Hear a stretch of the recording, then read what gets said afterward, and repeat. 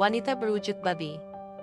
Legenda mengenai wanita berwajah babi diyakini berasal dari Belanda, Inggris, dan Prancis pada akhir abad ke-17. Kisah-kisah ini mengisahkan tentang seorang wanita kaya yang memiliki tubuh manusia yang normal, tetapi wajahnya menyerupai babi.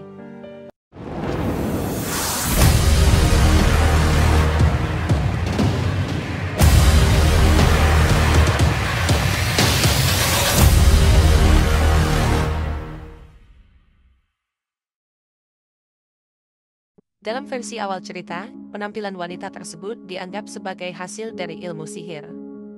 Setelah hari pernikahannya, suaminya diberi pilihan untuk membuatnya tampak cantik di hadapannya tetapi menyerupai babi di mata orang lain, atau sebaliknya.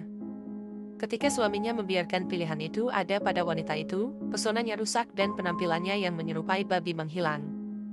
Kisah-kisah ini menjadi sangat populer di Inggris, dan kemudian menyebar ke Irlandia. Seiring berjalannya waktu, unsur magis dari cerita tersebut mulai menghilang, dan keberadaan wanita berwajah babi dianggap sebagai kenyataan.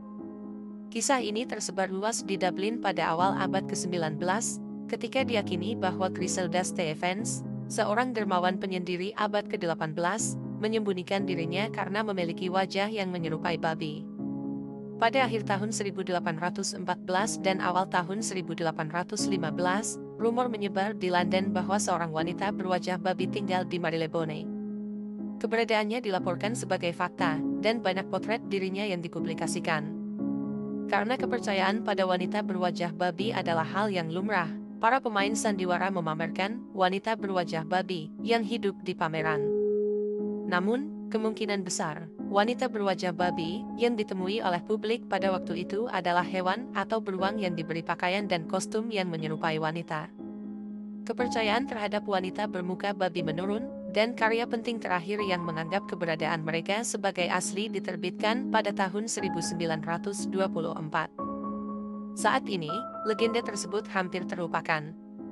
Meskipun cerita tentang manusia dengan penampilan hewan telah menjadi hal yang umum sebelum abad ke-17, tidak ada catatan tentang manusia berwajah babi di Eropa sebelumnya. Sebuah makalah yang diterbitkan pada tahun 1829 di Quarterly Journal of Science, Literature, and the Arts menyatakan bahwa legenda ini mungkin telah beredar di Paris pada tahun 1595, tetapi tidak ada bukti yang dapat memverifikasinya.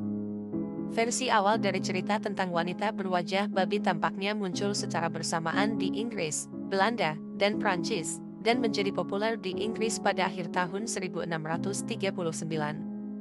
Seorang sejarawan dan kolektor barang antik Belanda, Gerrit Jacob Boykenoogen, dalam sebuah makalah yang diterbitkan pada tahun 1904 di majalah Volkskunde, menelusuri jejak bentuk awal legenda ini yang muncul sekitar tahun 1638 atau 1639.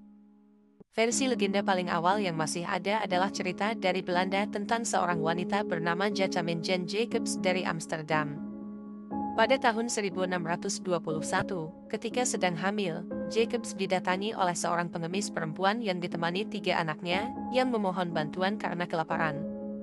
Jacobs menolak permintaan pengemis itu dengan berkata, "Singkirkan babi-babi kotormu, aku tidak akan memberimu apapun." Wanita itu menanggapi, "Apakah ini anak-anakku babi? Semoga Tuhan memberimu anak seperti yang kumiliki di sini." Putri Jacobs lahir dengan kepala dan wajah babi, dan, ketika cerita itu dipublikasikan pada tahun 1638-1639, putri tersebut diduga makan dari bak makanan dan mengeluarkan suara seperti mendengus. Bondeson, 2006, berspekulasi bahwa mitos wanita berwajah babi mungkin bermula dari perpaduan 2 cerita sebelumnya. Legenda Belanda abad pertengahan tentang Margaret dari Henneberg mengisahkan tentang seorang wanita bangsawan kaya yang menolak bantuan seorang pengemis yang memiliki anak kembar, dan sebagai hukumannya, dia dijatuhi kutukan untuk melahirkan 365 anak. Dalam cerita rakyat Prancis yang serupa, wanita bangsawan itu menggambarkan anak-anak pengemis sebagai anak babi, dan akhirnya melahirkan 9 anak babi. Teori penting lainnya tentang asal-usul legenda ini, yang diajukan oleh Robert Chambers pada tahun 1864, adalah bahwa seorang anak lahir pada awal abad ke-17 dengan kelainan wajah yang menyerupai wajah babi dan gangguan bicara yang menyebabkannya mendengus. Ilmu teratologi, ilmu yang mempelajari cacat lahir dan kelainan fisiologis, pada saat itu masih dalam tahap perkembangan, dan teori kesan ibu, bahwa pemikiran seorang wanita hamil dapat memengaruhi penampilan anak-anaknya di masa depan, diterima secara luas. Ada kemungkinan bahwa kelahiran anak yang benar-benar cacat menyebabkan kisah pengemis sebagai penjelasan yang mungkin atas kemunculannya, dengan elemen lain dari cerita tersebut kemudian ditambahkan atau diubah oleh penerbit. Chambers berspekulasi bahwa anak aslinya mungkin memiliki penampilan yang mirip dengan Julia Pastrana, seorang wanita dengan hipertrikosis dan fitur wajah yang terdistorsi, meskipun tidak seperti Barbie, yang dipamerkan secara luas di Eropa dan Amerika Utara hingga kematiannya pada tahun 1860, dan kemudian dibalsem hingga tahun 1970-an. Namun, meskipun bayi lahir mati pada tahun 1952 dengan wajah menyerupai babi telah didokumentasikan, belum pernah ada kasus manusia dengan kelainan bentuk seperti ini yang dapat bertahan hidup di luar rahim. Namun tidak pernah ada dokumentasi yang dapat diandalkan, sementara semua versi legenda wanita berwajah babi menggambarkan dia sebagai orang dewasa yang sehat.